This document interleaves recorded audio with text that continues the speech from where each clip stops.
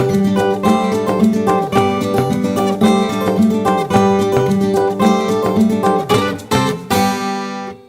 into Cooking with Margie. I'm Eric Stafford. This is Margie Mansure, and we are back today with another recipe. What we got today, Margie?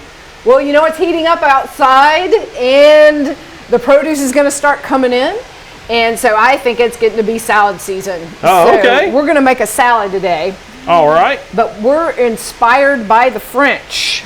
Oh, okay. So, have you ever had a Nicoise salad? No, and I don't think I've ever heard of one either, to be honest. Oh. I'm sorry. Well, you're in for an adventure. Yes.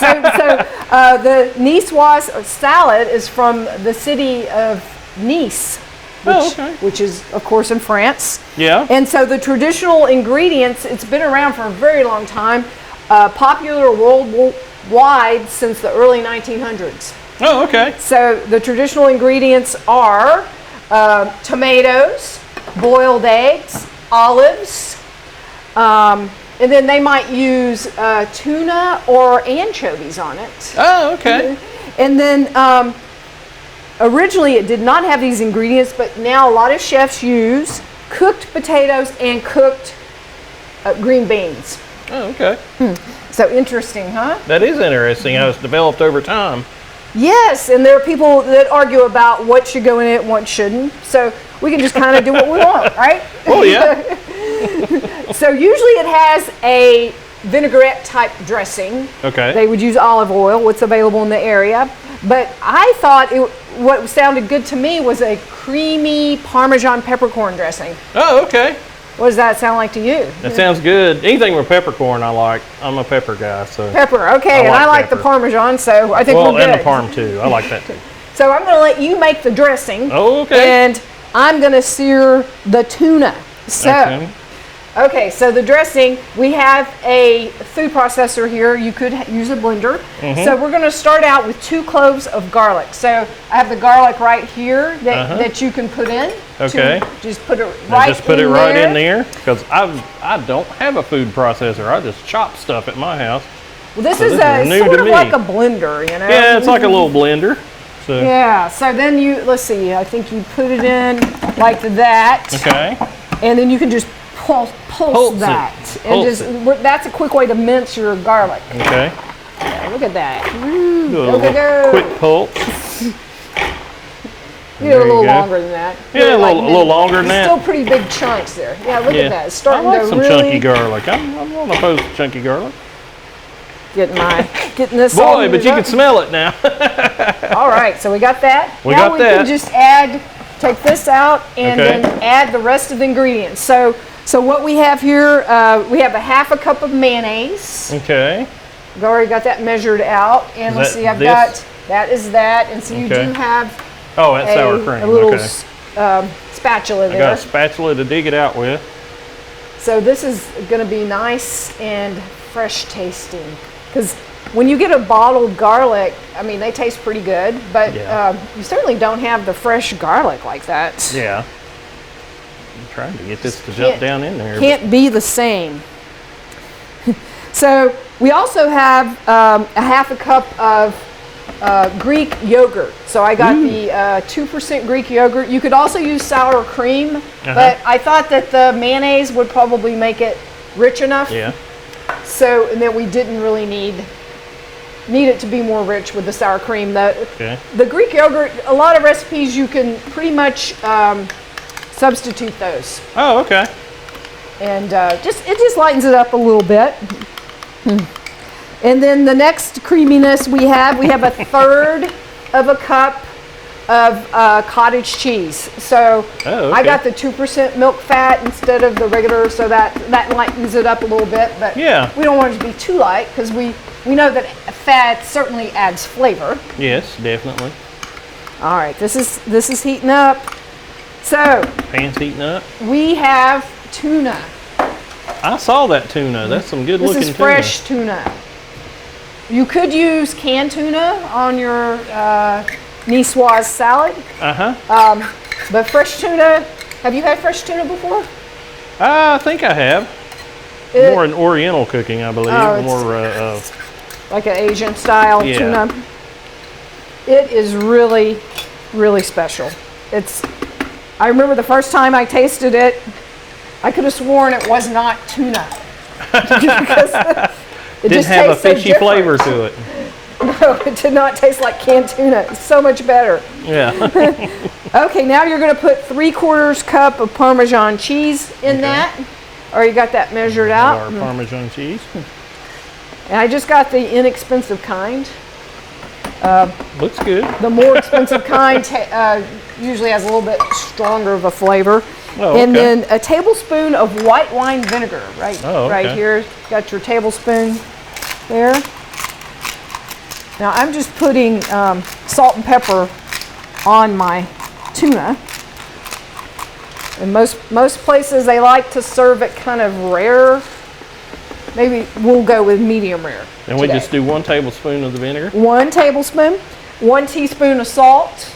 Okay. See, here's the salt. There's your teaspoon. Okay. All right, I think I'm just going to pick these up and put them in there. Oh yeah, sizzle, sizzle. Sizzle, sizzle. Whoa, getting a little happy with the salt.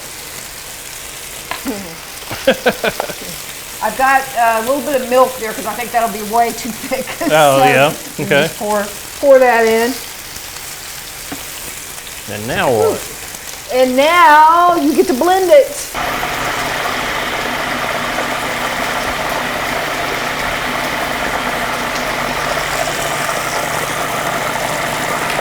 That's looking pretty creamy. It's looking pretty creamy there. So now what? So, let's see some of that yeah, tuna. you can see that it's browning on the bottom. Uh-huh. Trying to get a nice sear. Oh, a little pop there. You can see on the sides how it's cooking. Yeah, you can see how it. far it is. Oh, and it smells good. It does, doesn't it? So the problem with cooking fish is most people overcook it. Yeah. It has a carryover time, so you want it to be slightly undercooked when you take it out. Yeah. Because it'll cook some more after you take it off the heat. Beautiful.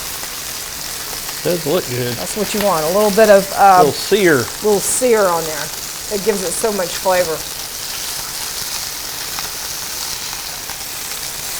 Ooh, don't burn yourself.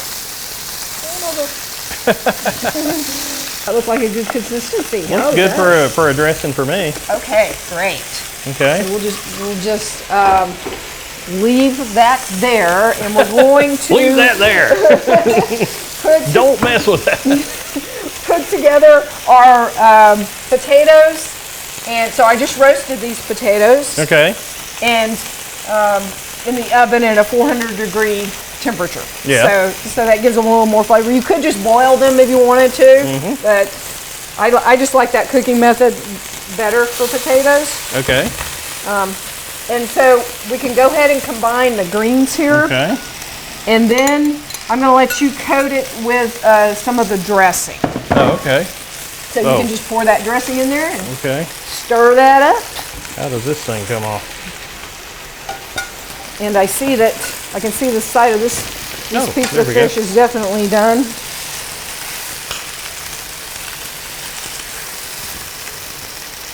Now just some of the dressing? Oh, I've just enough to coat it. So you might need a little bit more than that, I think. A little more? Yeah, you'll probably need a good bit of that. Okay. Yeah.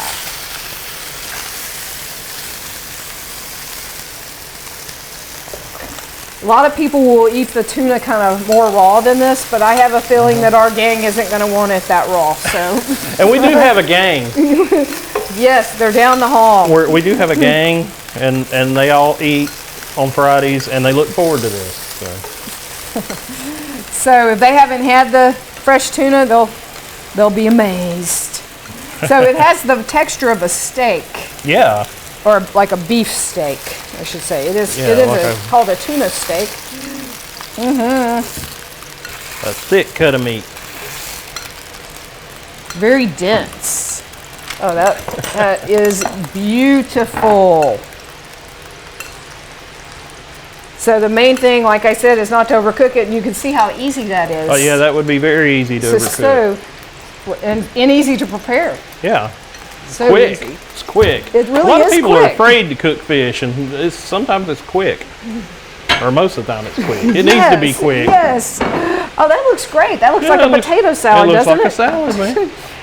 Okay, so what I'll let you do is put, we're going to make up our plate. So Okay. you can just maybe put the salad in the middle. I mean, you Okay. can use your creativity as far as this goes. Oh, okay. As far as I like how plating. and I was thinking we could put around the edges, we could put some tomatoes and the boiled eggs and Okay. whatnot, the olive. Yeah. If you were having company over. Like, yeah. We can start having company over now. I know, maybe. Maybe. We're getting there. If everybody's got their shots. If everybody's got their shot, they can come over. Okay. There. Is that right? Yeah. Okay. No, I'm missing one right there. There's one right there. And now we have our black olives. Ooh. So, I love black olives. I'm not a big olive person. Oh, don't well, know. I'll put them on No, your you plate can, anyhow. you can still put them on there. I'm just not that big an olive person. I never have been. I don't know why. I haven't found my olive yet. No, not the one for you. I've met I met a lady that was a pickle distributor at one point, and I was like, I don't really like pickles, and she was like, well, you haven't met your pickle yet, and she did. She found me a pickle. Now look at that. We'll just put that on top. Oh, that's right pretty. So what a presentation. And then I know. we could always put, of course, A a little extra crunch or a little. There's Oh, a well, little there we go. A little cheese. cheese. Dress it up. So, your first salad of the summer, well, of the spring, I should say. Of the spring. Yeah. Because the weather's been a little goofy. But yeah, it looks great.